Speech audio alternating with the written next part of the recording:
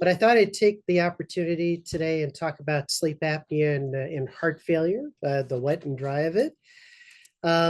And so in terms of conflicts of interest to disclose, I'm a consultant for Kramer Levin and also for Primasun and also for the ABIM pulmonary exam writing committee. I will not be revealing questions during this presentation. But the objectives, I think, of today's talk are to go ahead and just do a basic review of mechanisms of sleep disordered breathing in heart failure.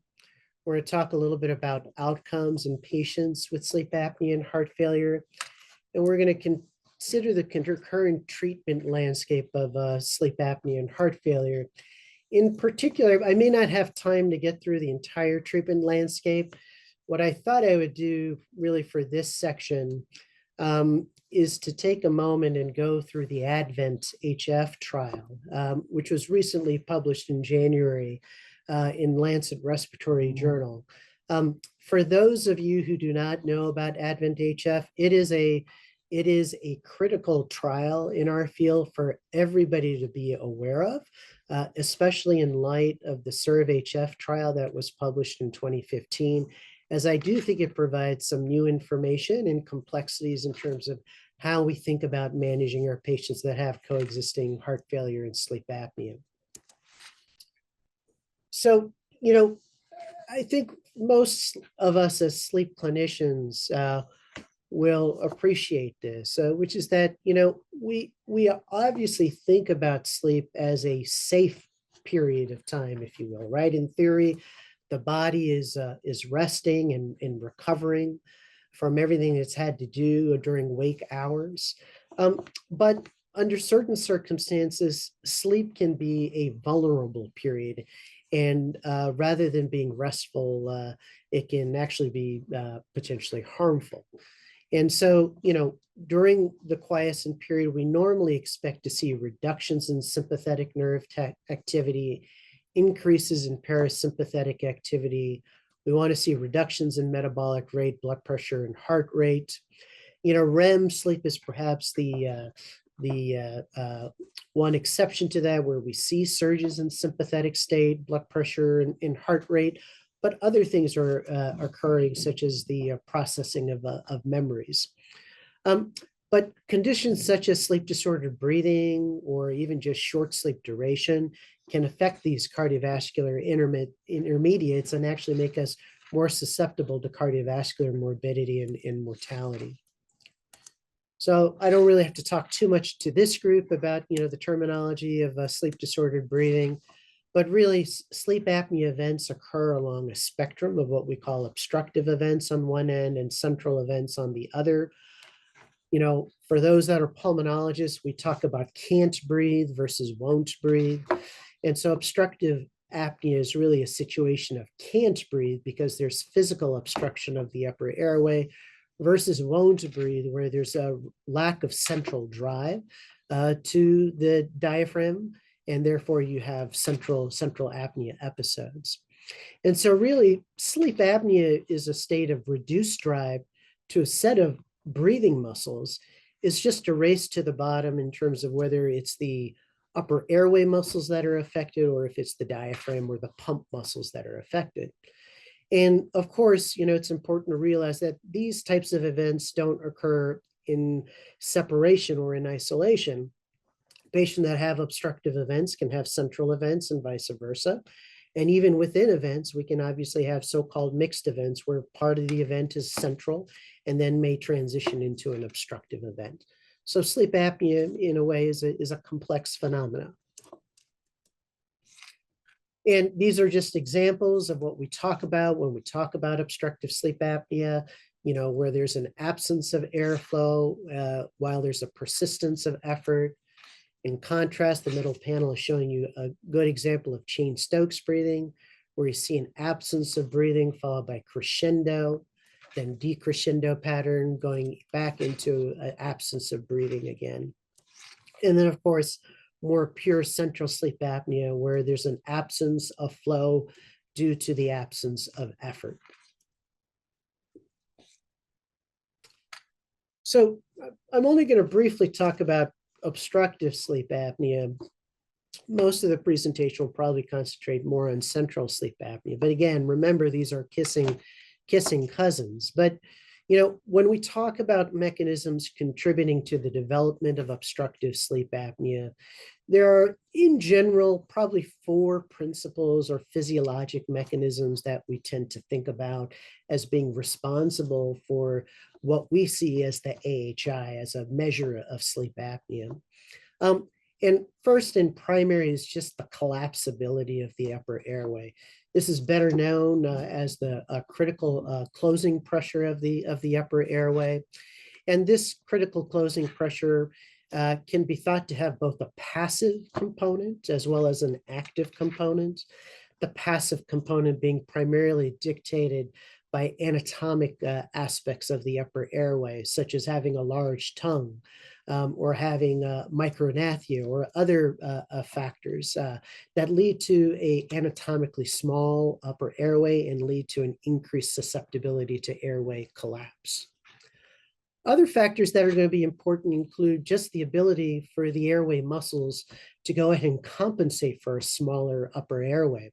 And so this idea of muscle responsiveness, where some individuals have a strong muscle responsiveness and other individuals have poor muscle responsiveness, and in that setting may have increased susceptibility to developing a sleep apnea. Another concept that's thought to be important, particularly in determining cycling and the frequency with which people have sleep apnea events, is really your arousal threshold. So if you have a low arousal threshold or very easily aroused, that's going to cause you to cycle more frequently. And so those individuals with a low arousal threshold may be at increased propensity for developing sleep apnea. And the final characteristic that people often talk about is this concept of loop gain, which also contributes to the frequency of sleep disordered breathing events occurring.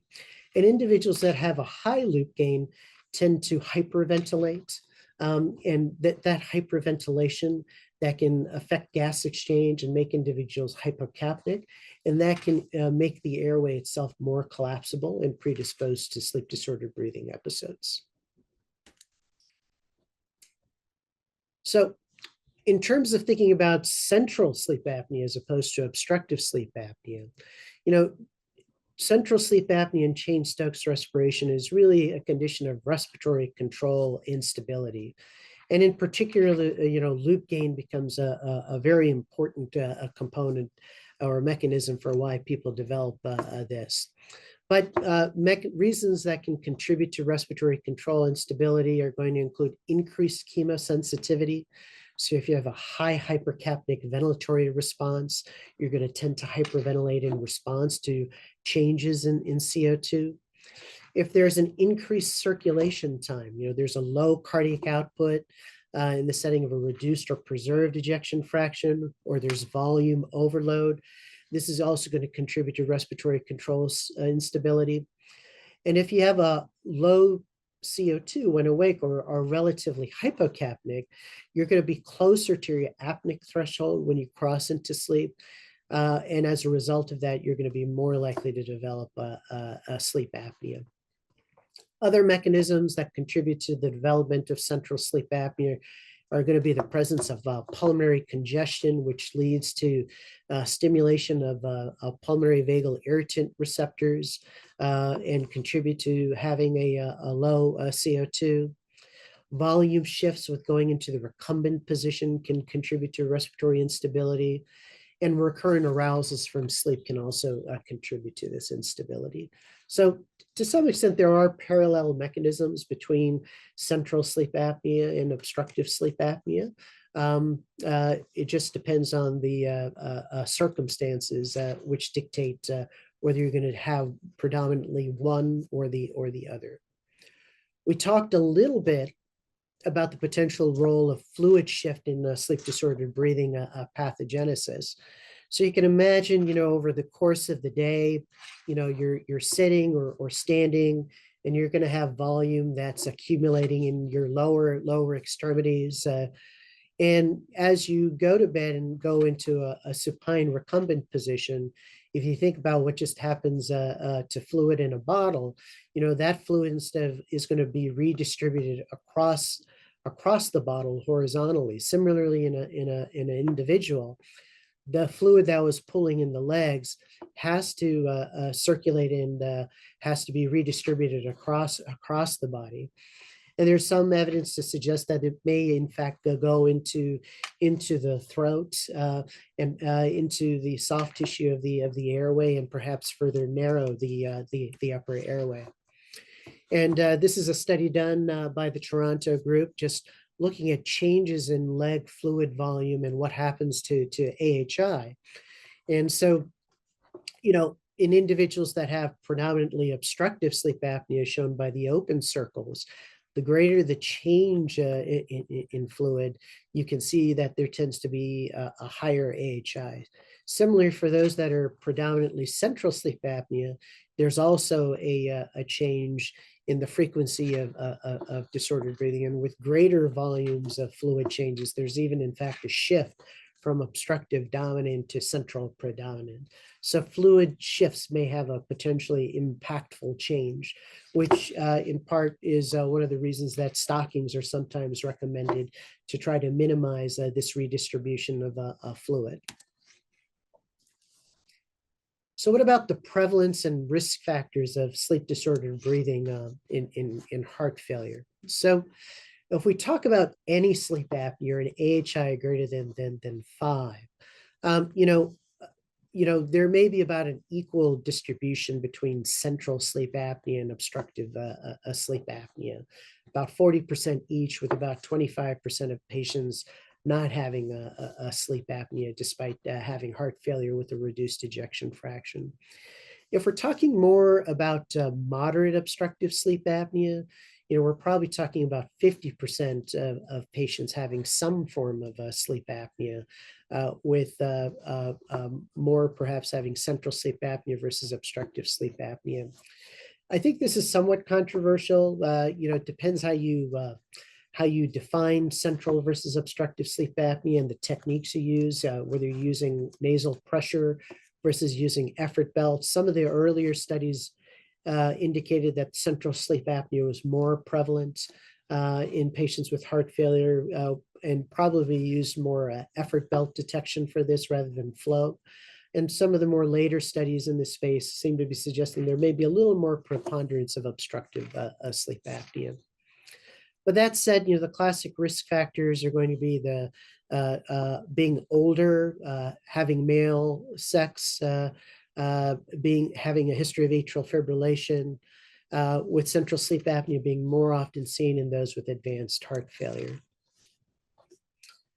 This is just another slide looking at different types of our heart failure. So everything from acute decompensated heart failure on the far right, to heart failure with preserved ejection fraction, to heart failure with reduced ejection fraction, asymptomatic diastolic dysfunction, and asymptomatic systolic dysfunction. And you can see that the prevalence of sleep disordered breathing is anywhere from 50 to 80%. You can see that, the prevalence of sleep apnea dramatically rises in the acute decompensation phase. And then when you're just talking about obstructive sleep apnea versus central sleep apnea, you can see that there's a little more preponderance towards central sleep apnea, particularly with heart failure with reduced ejection fraction, where it's about an even split between those with heart failure with preserved ejection fraction.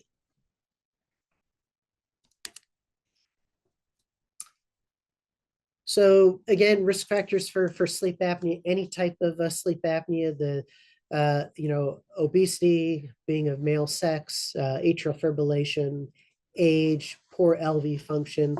These are all risk factors for either obstructive or central sleep apnea. But the prevalence of central sleep apnea is going to increase with the severity of heart failure and the degree of cardiac dysfunction. So what can we say about the consequences of sleep apnea in heart failure? So this is just a nice schematic diagram that just talks about some of the intermediate pathophysiologic occurrences that happen with sleep apnea in the setting of heart failure, right?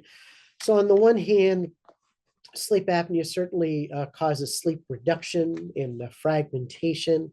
We see this in the form of reduced sleep efficiency, loss of REM sleep, frequent arousals, and increased inflammation.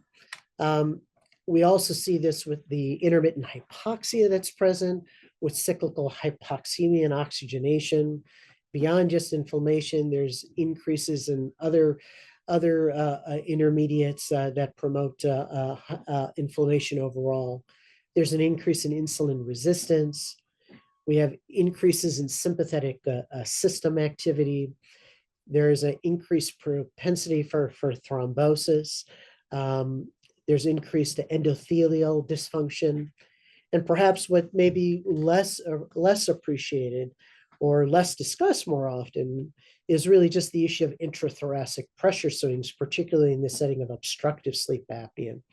So obstructive sleep apnea, since an individual's inspiring against a closed or partially closed glottis, what we will see is increases in transmural pressure across the heart. This increases the afterload for the left ventricle. This decreases venous return. We see a leftward shift of the intraventricular septum, as well as an increase in oxygen demand, decreased relaxation of the myocardium, which can then reduce cardiac output and increase propensity for arrhythmia. So all of these are important in terms of thinking about the sequela of sleep disordered breathing on the heart. We know that obstructive sleep apnea is associated with a development of incident heart failure. This has been demonstrated in the sleep heart health study. On the left, you see men versus women. And the relationship was most strongly seen in men rather than women. Other studies have seen a positive association in both genders. But overall, there's about a 13% increased risk year over year with the development of heart failure. Those men with severe obstructive sleep apnea were 60% more likely to develop heart failure than those that did not have obstructive sleep apnea. So pretty significant from that standpoint. So I think a very critical thing for us all to keep in mind, right?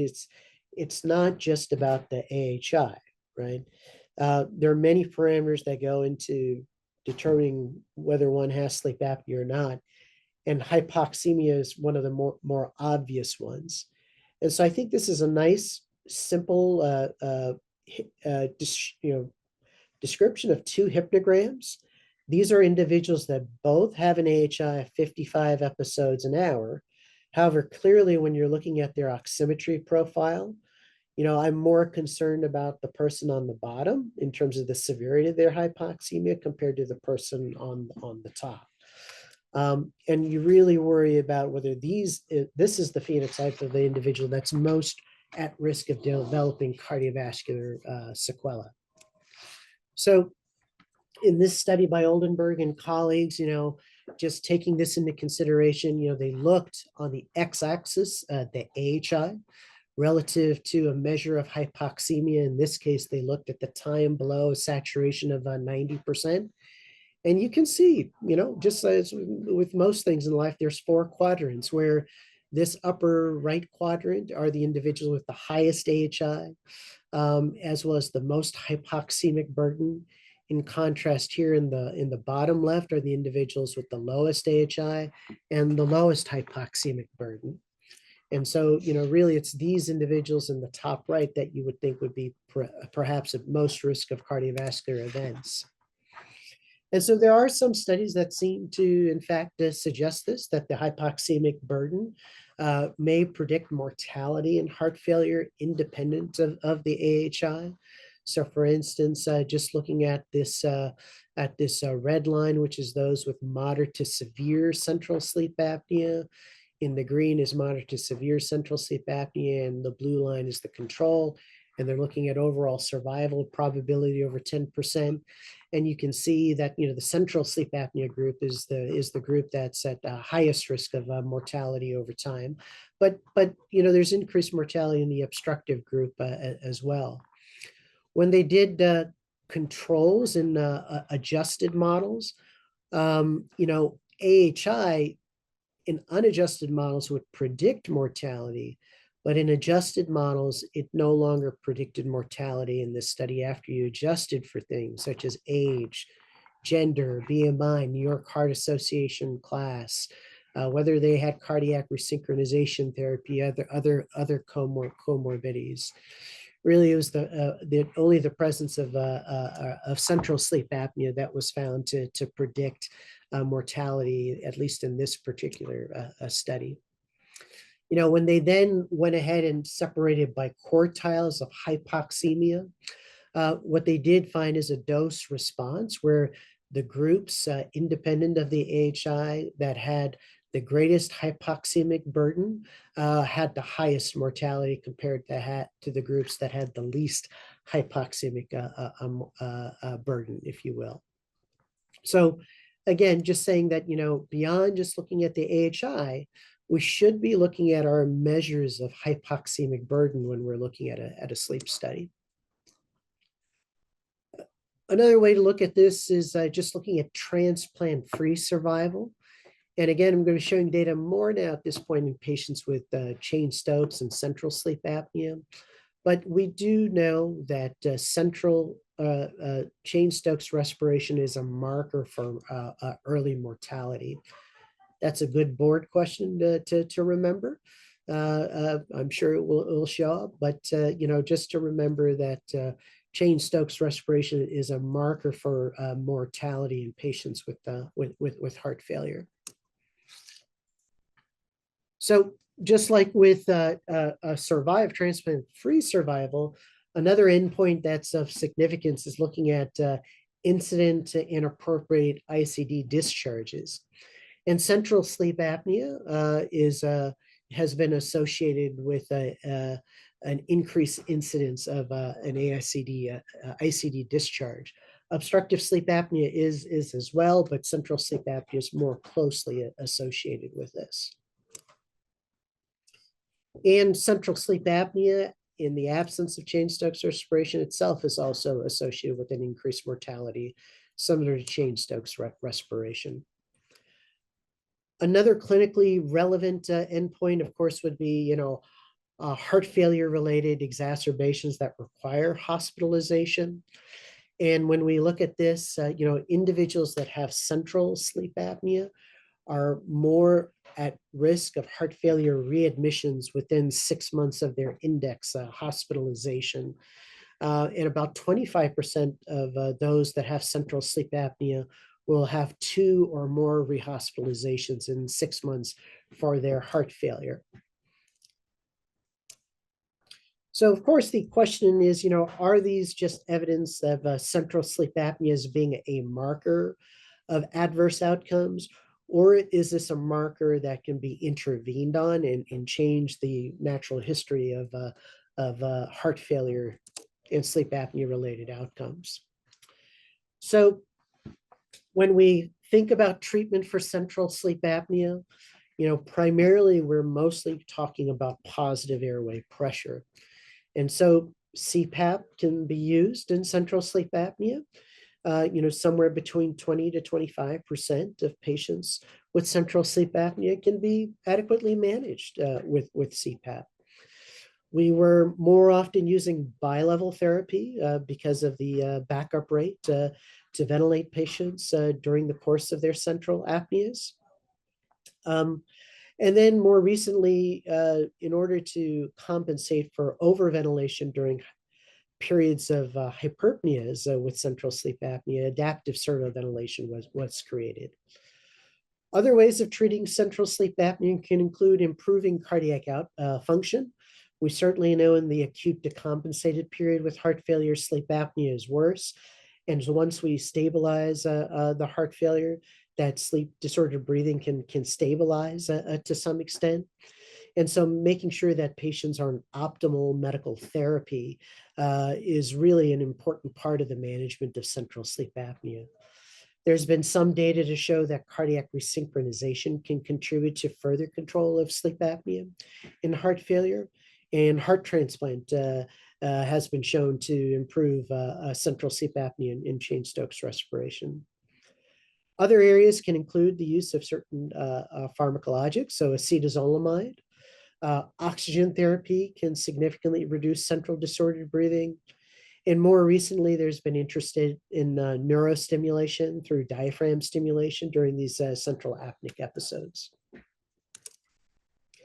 So, I think especially for the fellows, I think it's really important to, pull the CANPAP trial aside from 2005 and really look at it carefully. Because it is the progenitor for many of the other trials that have come since then. But this was a randomized controlled trial of patients with HFrEF that with moderate central sleep apnea that were randomized to CPAP versus no CPAP. And there were about 130 individuals in both groups, probably the largest RCT at that time anyway, especially in central sleep apnea. Their primary outcome was a composite endpoint, and they followed patients for a follow-up of about a 2-year period. This was a study that was unfortunately subject to temporal improvements in the development of heart failure. It was around this time that it was becoming the standard of care over the course of the 2 years the study was being done to put patients on beta blockers, because it was clear that the use of beta blockers improved mortality in heart failure.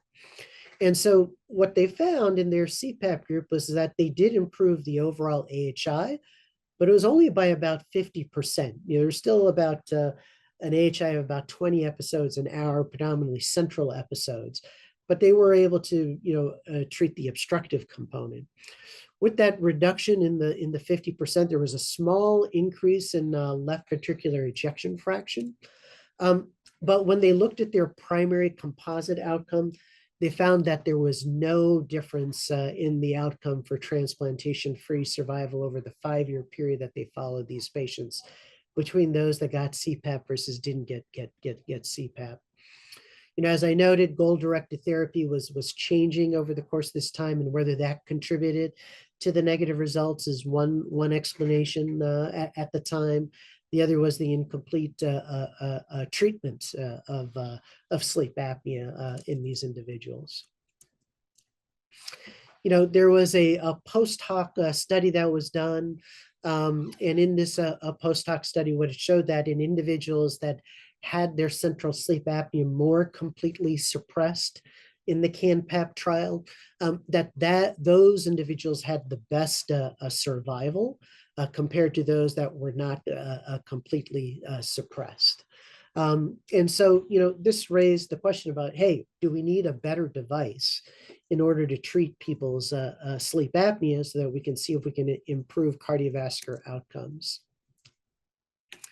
And so that's where adaptive servo-ventilation really was created.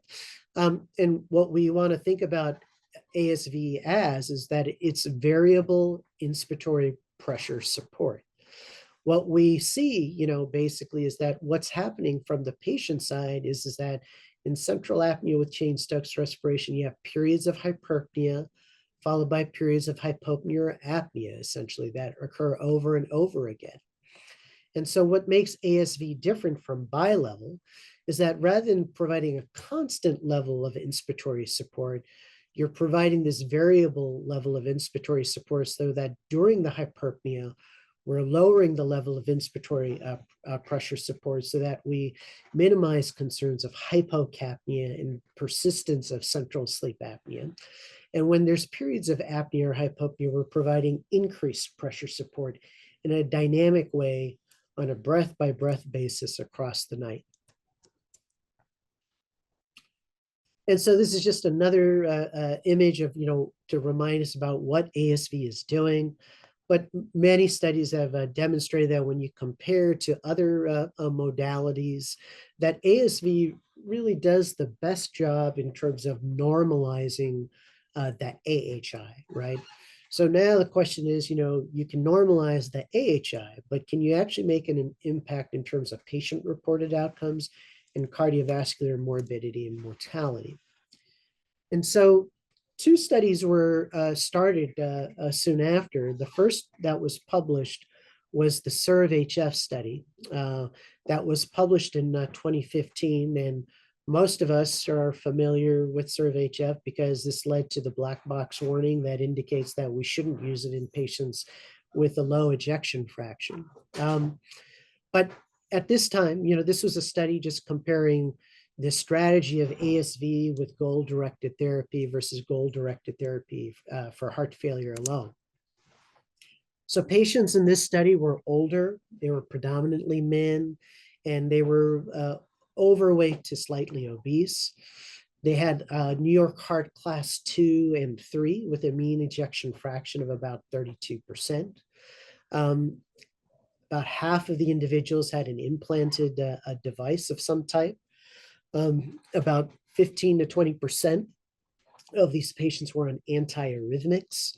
And the mean severity of sleep apnea was in the severe category of 30 per hour, with about 81% of these individuals having a central AHI, of this being central, I should say.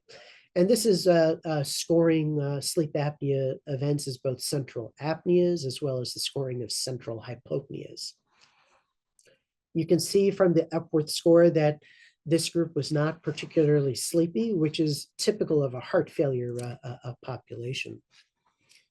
As is true for most cardiovascular studies, it's a composite endpoint of mortality, as well as hospitalization, prevention of a heart transplant and other things here.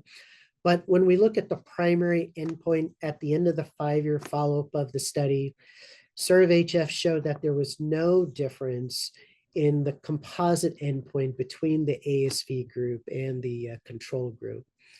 There does seem to be a slight increase in the endpoints with the ASV group, suggesting some harm, but that was not statistically significant, at least at the primary endpoint level. However, when you look at the secondary endpoint from the standpoint of death from any cause and death from cardiovascular cause, the mortality in the ASV group was higher than it was in the control group. This is again, looking at just a secondary endpoint. However, this raised substantial concern at that time. And there were additional secondary analyses that were done, which seemed to show that individuals with an ejection fraction less than 30% specifically, and those with Cheyne-Stokes respiration were the highest risk group. And so when this study came out, this then led the FDA to put a black box warning on adaptive servoventilation and not to use it in the condition of heart failure with reduced ejection fraction.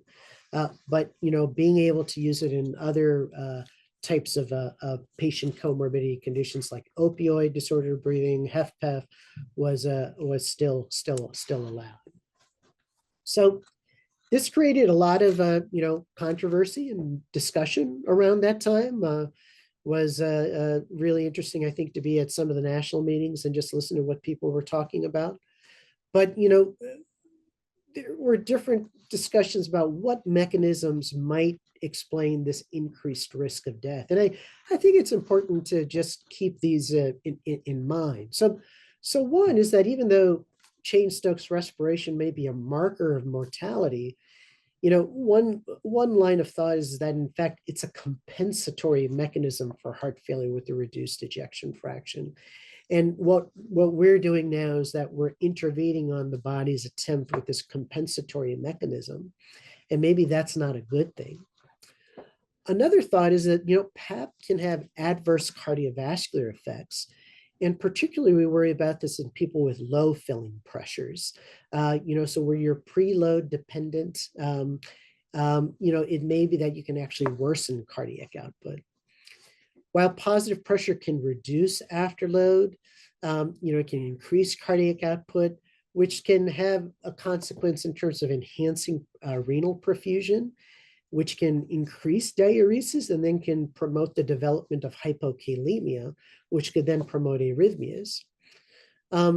We talked about dynamic pressure modulation from ASV and how this could potentially affect intrathoracic pressure swings that adversely affect cardiac function. Respiratory alkalosis can occur from hyperventilation, and this contributes to hypokalemia. And one thing that was noticed in the study was that there wasn't, just by chance, despite the randomization, that there was an increased use of antiarrhythmics in the ASV group compared to the control group. And then, of course, the question is this just a type 1 statistical error? And if we had done multiple studies, we wouldn't necessarily see this effect. So there's a nice editorial from 2012 by Matthew Naughton from Australia that I would encourage people to read if they haven't, just to understand, the position that Cheyne-Stokes respiration may in fact not be a bad thing. Again, it may just reflect a bad heart. Cheyne-Stokes respiration, attenuates hyperventilation related increases in end expiratory lung volumes. It can attenuate increases in sympathetic activity and the avoidance of hypercapnic acidosis, which really leads to better heart function. It allows for some dynamic resting of the respiratory muscle so you don't develop respiratory muscle fatigue. And it can allow for some intrinsic PEEP, which can then prevent alveolar collapse within the lungs. This is a slide that just shows, what happens when you're in a high filled state or volume overload state versus a underfilled state. And that's just reflected by the wedge pressure. So a high wedge pressure says that you're volume overloaded versus a low wedge pressure, that the tank is empty. And in individuals with a high wedge pressure, when you apply CPAP compared to no CPAP, we in fact have augmentation of the cardiac index. On the other hand, when you have a low tank or a low wedge pressure, when we apply CPAP, in fact, we can worsen cardiac index. So that's just something to be important to realize from a clinical standpoint. If you over-diurese a patient, that potentially that it may be harmful. The application of PAP could be harmful. So I'm going to turn over for the time I've got left really to the Advent HF study. This was just published in January 2024. I think this would be great as a sort of an individual journal club, as well as just me talking through it here. But this was a multi-center, multinational study. This is, if you could think about bad luck in terms of a clinical trial being conducted, this trial had all the bad luck in the world, and clinical trials are not easy to do. And these investigators just deserve kudos for getting to the finish line and trying to get through this trial. And we'll talk a little bit about what those challenges were. But to get into the study, whereas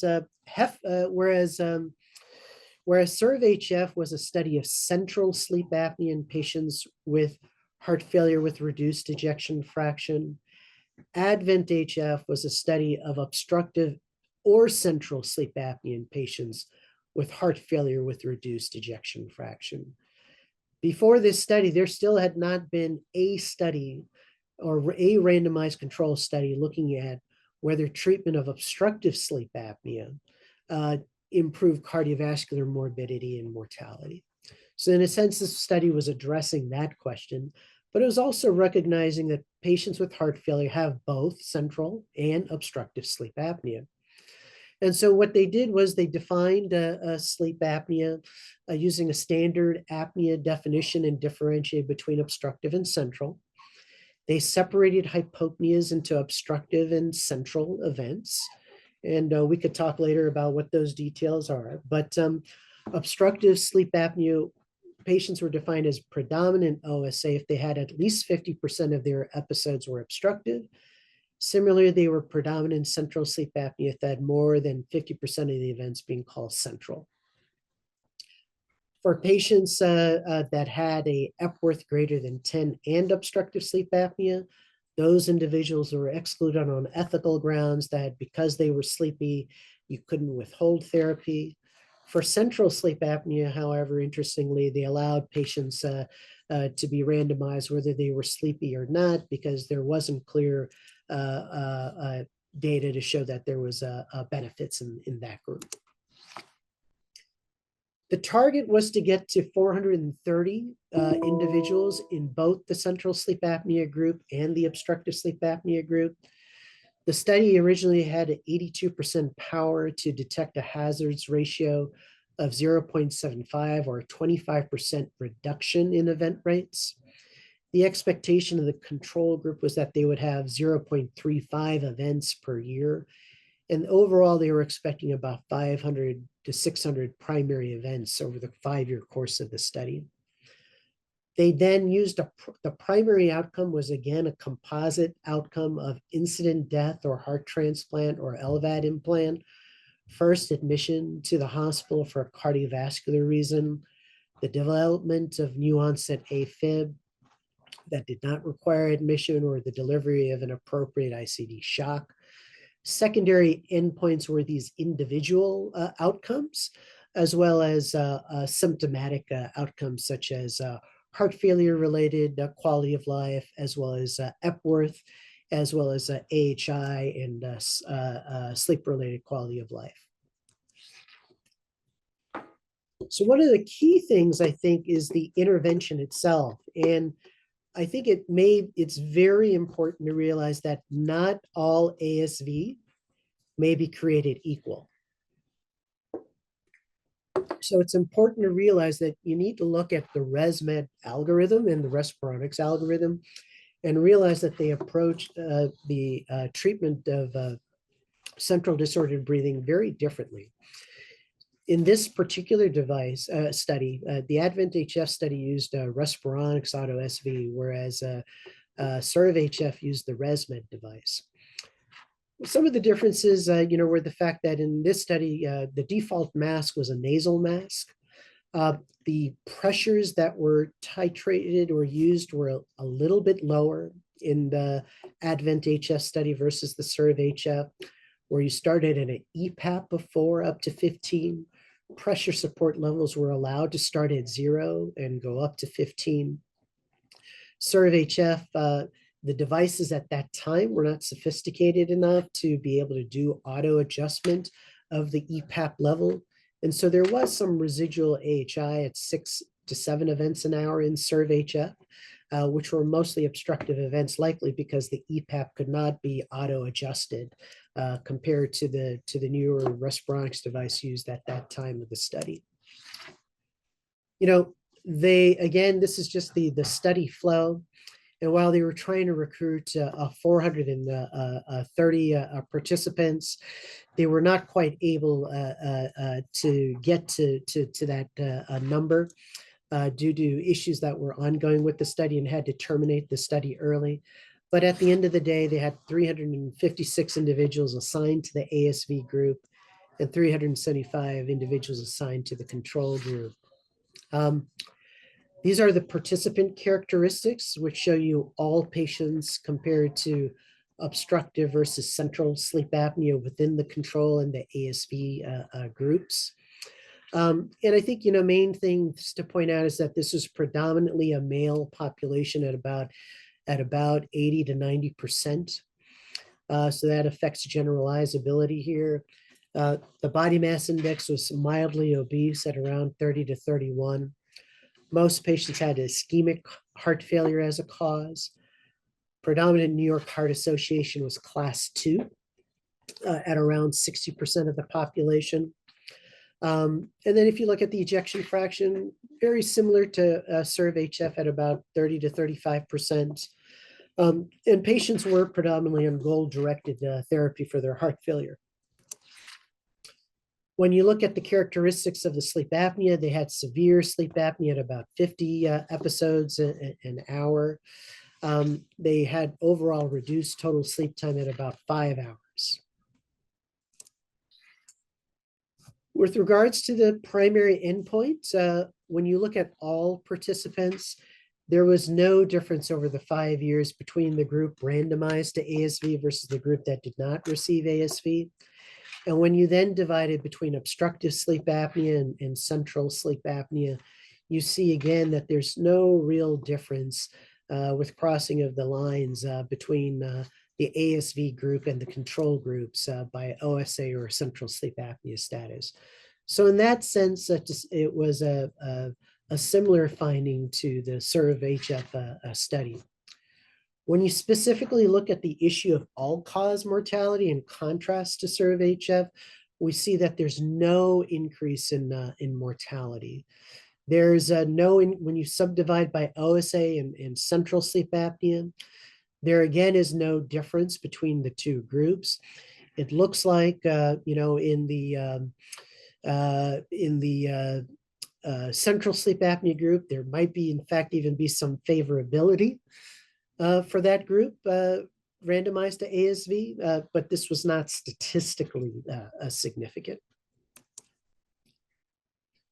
So with respect to, how effective was ASV? ASV was very effective in terms of reducing the AHI and normalizing measures of hypoxemia. It helped improve the arousal index. It also seemed to improve the amount of stage 3 and improve REM sleep time. Compliance was about average. I think when you look at most clinical trials of PAP, it was about 4.5 hours at month 1, and at the end of 5 years is about 3.8 hours. There wasn't too much difference at the beginning between the OSA and the central sleep apnea group. Central sleep apnea group might have been a little more compliant at 5 years compared to the OSA group. And overall, either the device was effective in both subgroups and maintaining the AHI. What I find absolutely fascinating, and I'm still kind of puzzling over this, is really the average pressures that were delivered by the ASV device, because I don't know that we see this in our clinical practice when I see ASV settings. But what they found was that, at the end of the 5 years, if we just look at this, is that overall, the median EPAP was about 6 centimeters of water, and the median pressure support was somewhere between 2 to 3 centimeters of water. So these devices were almost acting as really primarily CPAP devices, more so than any sort of significant bi-level device, I would say, looking at this. I feel like we see median pressure supports that are much, much higher. So I found that kind of interesting. When you look at secondary outcomes of patient-reported outcomes, so specifically in the first column here, looking at what's called the Minnesota Heart Failure Questionnaire. What they did see over the course of the 5 years, regardless of whether you had obstructive apnea or central sleep apnea, was that there was a statistically significant improvement in the heart failure health-related quality of life when you used ASV. Similarly, with Epworth, there was a statistically significant improvement in the Epworth at about 1 to 1.5 points in the Epworth. Does not quite meet the minimal important difference that most people use of 2 to 3 point reduction in the Epworth. But I think one thing you have to realize is you're starting at a very low Epworth of about 7 or 8 in this population. In addition, what they did see was there was an improvement in New York Heart Association classification in the central sleep apnea group, but not in the OSA subgroup. And then when they looked at some of the safety outcomes that were examined in SERVE-HF, what they saw was that the signal in the ejection fraction less than 30% group was not seen. In other words, there was no difference in mortality in ASV versus no ASV. And similarly, the worst heart failure function class patients did not have more mortality to those patients that had less severe heart failure symptomatically. And so, that's something that's very different, I think, from SERVE-HF.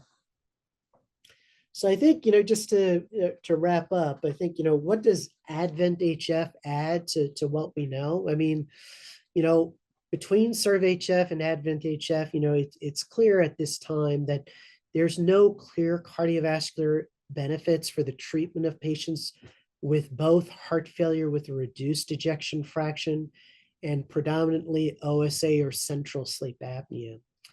The sample size was not achieved, particularly for central sleep apnea. So I do think there's still uncertainty, and there probably still is the need for additional clinical trials in this space to definitively determine this fact. But as of this time, I think you can't necessarily tell a patient that there's clear cardiovascular benefits. I think the thing we can tell patients, from the standpoint of improving their quality of life, is that there's no adverse safety signal that's observed. And I think now, compared to 2015, I think we're back in a state of equipoise about the treatment of central sleep apnea and heart failure with reduced ejection fraction.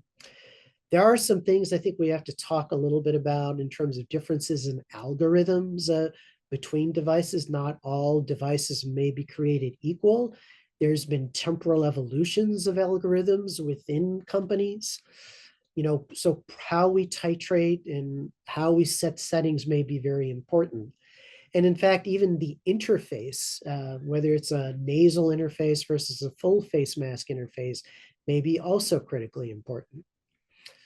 Again, ADVENT-HF showed improvements in symptoms which were not observed in SERV-HF. There was improvements in sleepiness, quality of life, and PSG measures. And finally, treatment of OSA in minimally symptomatic patients, because this was a population of minimally symptomatic patients, does not appear to improve cardiovascular outcomes in the setting of HFrEF. So I think, when we approach sleep disordered breathing in this setting, of course, we want to identify patients that have the most hypoxic burden and severity of symptoms and target improving those aspects. We want to attempt to address with traditional treatments with the goal of improving quality of life more so than cardiovascular morbidity and mortality. We've primarily focused on PAP therapy at this time, but certainly other treatments for central disordered breathing, such as oxygen and acetazolamide, are present. And then, of course, the new kid on the block is phrenic nerve stimulation. And whether there might be a role for that avoids some of the harms of positive pressure, particularly in individuals that are particularly preload dependent, I think is an open question that still has to be answered. So by no means is research in this space sort of open and shut. But I do think, as we think about this overlay between Cheyne-Stokes respiration, central sleep apnea, and heart failure, it's really a question of, what should we be interviewing and when should we be intervening? So I'll go ahead and stop there, and happy to answer any questions if there are any.